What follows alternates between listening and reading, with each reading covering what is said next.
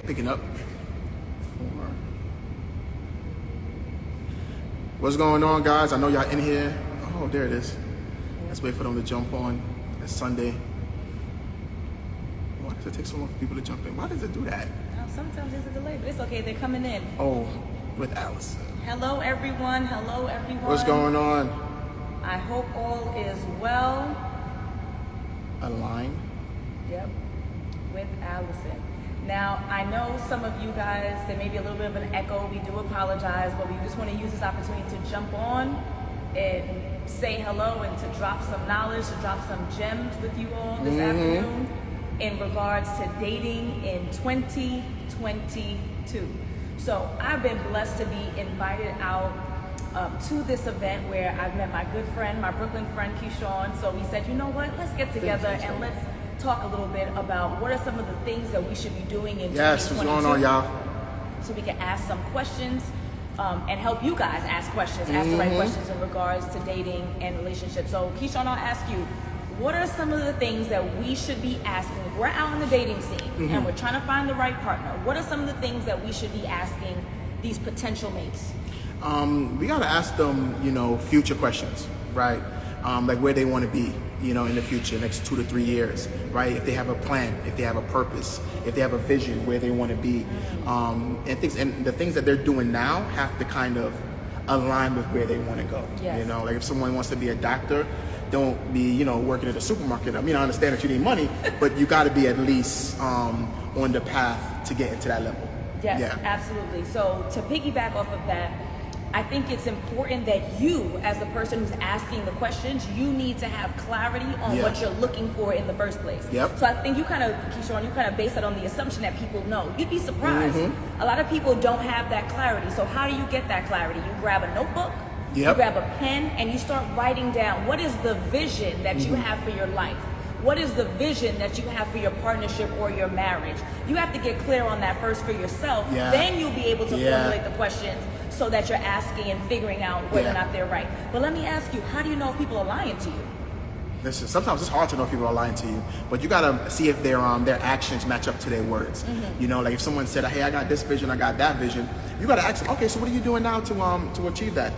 Okay, so where do you gotta ask them that kind of stuff that's gonna, sometimes it will be tangible, sometimes it's not. Yeah.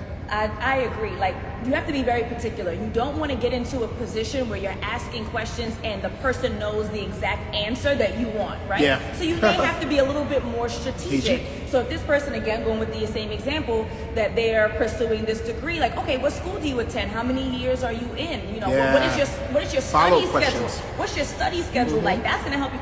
Well, I actually haven't applied yet. Well, I'm only taking one class. Well, I'm still figuring out what my major's going to be. You're 35 years old trying to figure out what your major's going to be, right? So it's Ain't very nothing wrong with important. that, but well, again, when you have clarity as to what you want, that might be a problem for you. So again, we have to not only be clear on what we want, but you also don't want to be too obvious. Like we have to be very particular about asking those follow-up questions, those base questions, and that will help you to be able to So are those red flags though?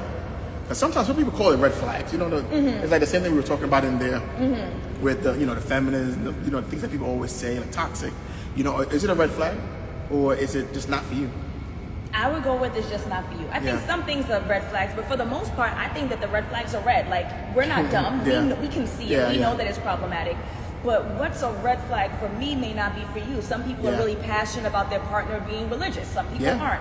Some people are very passionate about family, right? And having that cohesiveness. Some people are like, it could just be me and you and we're good. So you, again, have to be super clear as to what you want first before you can then assess whether or not someone is right or wrong. It's not a red flag. It's just not a good fit for you sometimes. Yeah. And you got to understand, too, you got to we were just talking about it.